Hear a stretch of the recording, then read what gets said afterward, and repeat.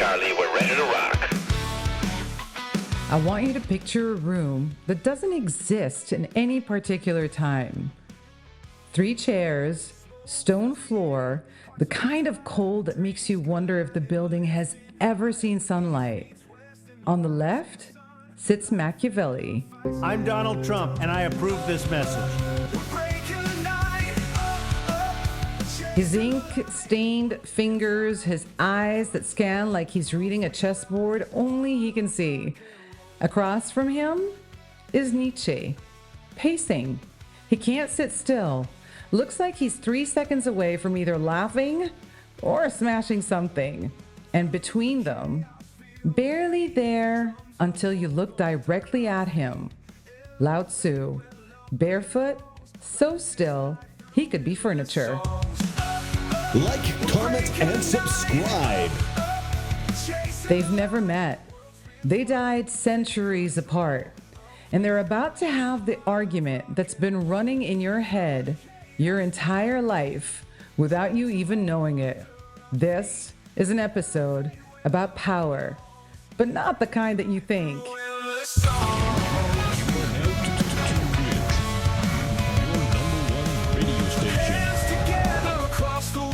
Here's the wall that almost everyone hits.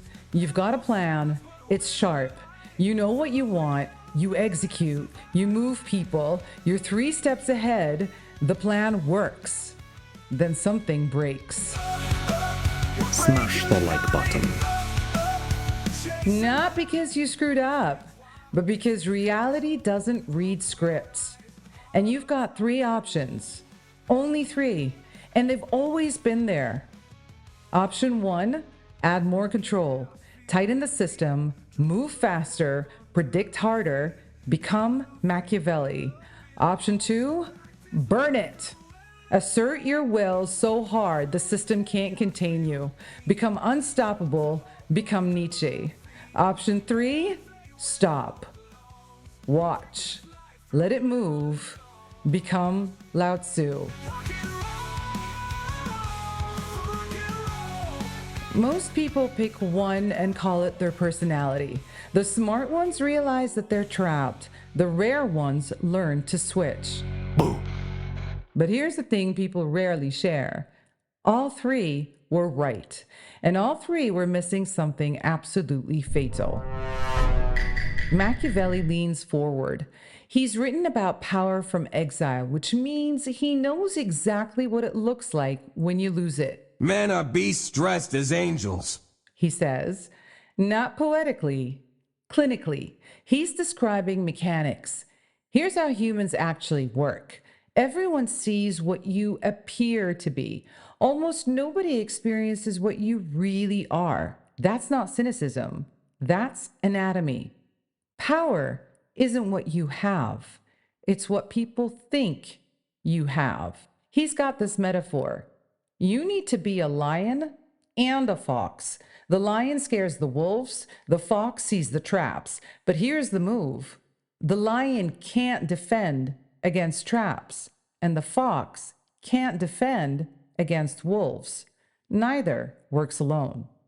So, you show the lion, but you act like the fox. huh? Machiavelli sketches it out like a surgeon explaining an operation. A prince takes credit for what works and blames nobles for what doesn't. The people need someone to protect them from, and that someone cannot be you. It's cold, but it works. Now, Nietzsche hears this and smirks. Your lion is chained to opinion. You call it rule. I call it slavery. And he's right. Nietzsche doesn't do strategy. He does combustion. His point is brutal and simple. If you base your power on what people think of you, you're not ruling them. They're ruling you through their gaze. You've just built a prettier cage. Nietzsche saw humans as herd animals. No individual will, just group instincts. And the herd doesn't want greatness. The herd wants safety, comfort, the illusion that tomorrow will be exactly like today. So the herd punishes anyone who reminds them that change is possible. They call it morality. Nietzsche called it domestication. His move? Build men who obey only themselves. Not tyrants, people who've created their own values instead of inheriting the crowd's values. Master morality doesn't ask permission. It creates its own measure of worth and stands beyond good and evil. Machiavelli doesn't flinch. Try that in Florence. You'll end up executed. He's seen it. The person who transcends the rules becomes a threat. Threats get neutralized. The only way to survive is to look like you're playing while staying 7 moves ahead. Nietzsche, however, has his answer ready. Better executed than domesticated. It's not bravado. It's a calculation. If the only way to stay alive is to surrender your will to the crowd's judgment, you're not alive. You're a puppet that breathes. For Nietzsche, that's worse than death. Meanwhile, Lao Tzu has been watching. Not judging, just watching. Finally, he looks up and says, "You both make noise. The room gets quieter. The strongest ruler is the one the people barely know exists." This lands differently because it's not argued. It's stated like a fact about water. Machiavelli's ruler has to constantly manage perception. One mistake and the narrative collapses. Nietzsche's prophet has to constantly prove transcendence. One moment of weakness and the movement devours him. But Lao Tzu is describing something else entirely. What if the actual move is to become so aligned with what's already happening that you actually disappear into it? Water doesn't fight the rock, but water shapes canyons. Water doesn't decide to be wet. It just is. And in being what it is, it moves through every system with almost no resistance. Wu Wei doesn't mean doing nothing. It means acting in perfect harmony with what wants to happen anyway. Basically, not forcing, but aligning. Machiavelli has to stay visible to stay safe. Nietzsche has to stay loud to stay free. Lao Tzu just dissolves. And somehow, people follow the empty space he left behind. Ever feel like the world's built to keep you small, distracted, and shallow? Unusual Practice with Charli rips open those cracks through neuroscience, quantum weirdness, and hidden cultural truths while showing you how to think deeper, connect stronger, and heal what society broke. Get your uplifting dose every week, reset your perspective, and start believing in yourself again. This isn't advice. This is a wake-up call. Now, the part where it all breaks. Here is how they test their theories. Machiavelli builds his kingdom. It stands. It's secure. The rivals are gone. The image is perfect. And then the paranoia begins. Because if you've built everything on being 3 moves ahead, and you know how fast that can reverse, you know the traps you've set. You know your vulnerabilities, which means you know they can be found. Machiavelli himself was tortured and imprisoned when the Medici returned to power. Accused of conspiracy, he apparently did not commit. The master strategist, destroyed by strategy. The palace stands, but the prince is suffocating. Nietzsche builds his movement. Ideas so powerful, people burn with them. Transcendence, creation, freedom from the herd. It works. Until it doesn't. Because movements built on individual will have a structural flaw. Once you've rejected the crowd's values, you have no shared framework left. You're just people burning separately.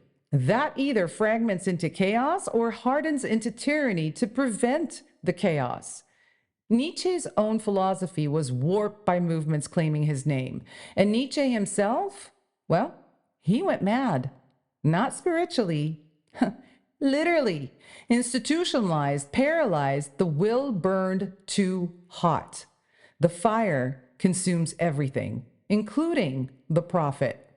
Lao Tzu builds nothing and somehow becomes the most influential of all 3, not because he accumulated power, but because he showed that power, as the other 2 understood it, was the trap. The Taoist ruler is barely visible. When the work is done, people say, "It happened to us naturally." The sage walks away, untouched, unseen, and everyone follows, not because they were commanded, but because they realized the freedom they wanted wasn't in the palace or the fire. It was in the space between. Now, here's where this stops being philosophy and starts being your life. Because those three aren't just dead thinkers. They're running in your head right now. Machiavelli runs your career. He's the version of you that goes into the meeting and modulates just slightly depending on who's in the room. He's LinkedIn. He's the email voice that's different from your actual voice. He's the personal brand you're tending like a garden that might die if you look away. It works. It protects you, but it also exhausts you. Nietzsche runs your rebellion. He's the part that's sick of the damn game, the part that wants to burn your LinkedIn and make something real. He's your side project, your creative work, your authentic self. He's also the part that's tired, because resisting the system while living in it is like running a marathon uphill, forever. Oh, shit! Lao Tzu runs the part of you that just watches both. The part that occasionally surprises you with clarity you didn't think through, the part that knows when to leave a conversation, the part that makes decisions without logic but feels right. Most people dismiss this as intuition. It's actually the deepest form of intelligence, alignment with what's actually happening instead of what you think should happen. You can fool some of the people all of the time, and you can fool all of the people some of the time, but you can't fool Mom. Hand me your phone and go to your room. Now here's what kills most ambitious people. They think the goal is to reach a state where the system runs itself, where you don't have to move anymore, where you can rest. Machiavelli, Nietzsche, and Lao Tzu were all telling you the same truth in different languages. There is no final state. Really? The prince maintains power by moving before others see the move. The prophet transforms by destroying what he was yesterday. And the sage acts by not acting. By being so aligned, there's no friction. None of them get to stop. But the texture is different.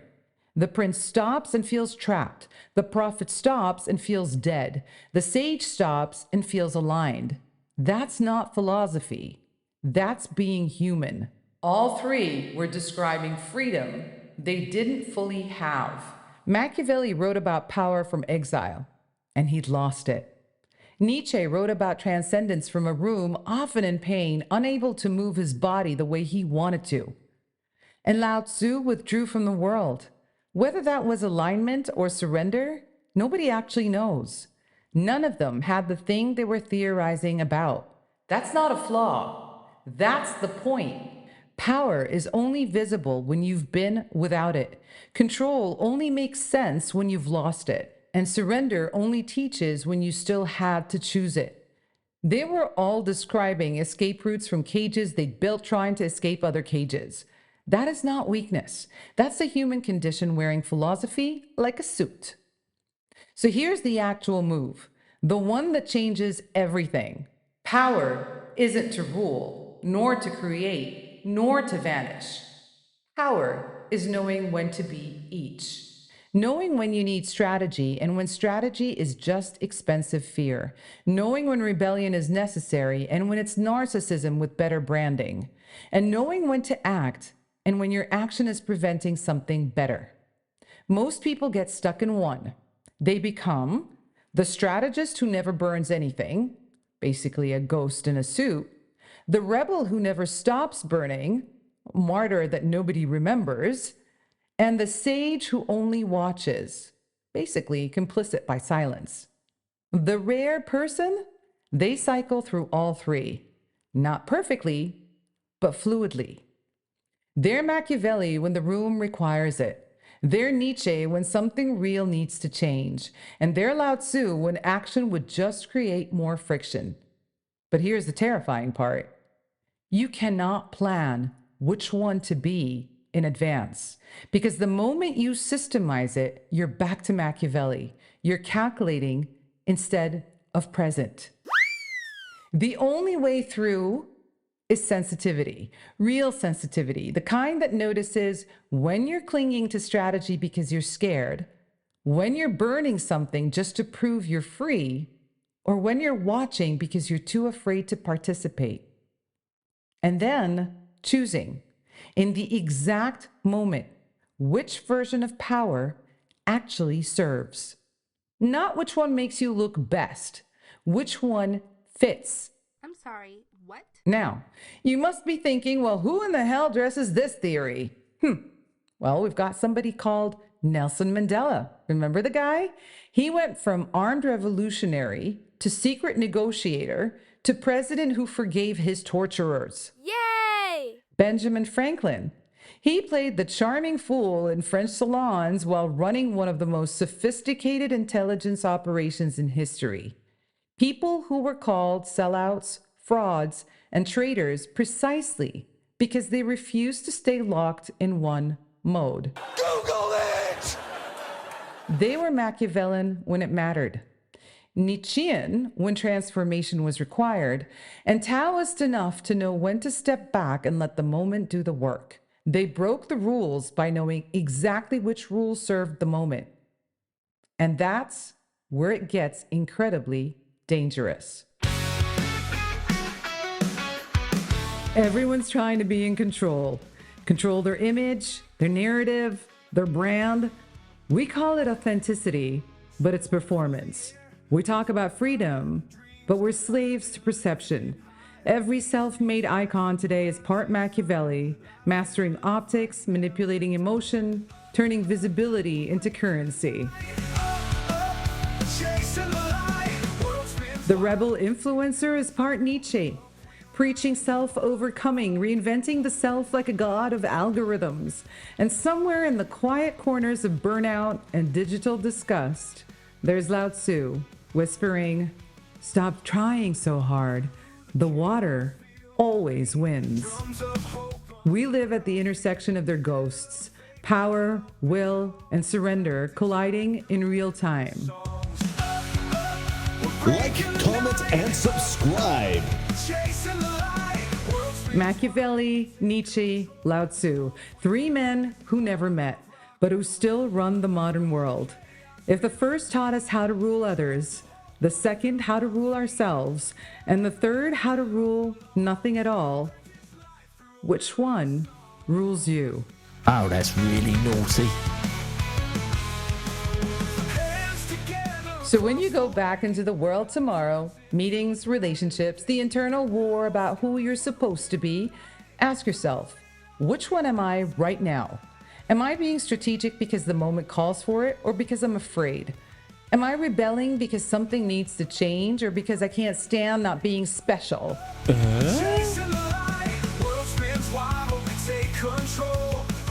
Am I waiting because I'm aligned, or because I've given up? If you can ask that question clearly, no judgment, no self-protection, you've already moved beyond all three. Unusual practice. Rethink what you think you know. Because the moment you can see yourself choosing, you're no longer trapped by the choice anymore. The palace still stands, the fire still burns, the ghost still walks, but you're not locked into one role any longer. You're free to play all three, and that's the only power that actually matters. If you liked it, share it. That's how this practice stays alive. Until next week. Mom, somebody just followed me. Ta-da!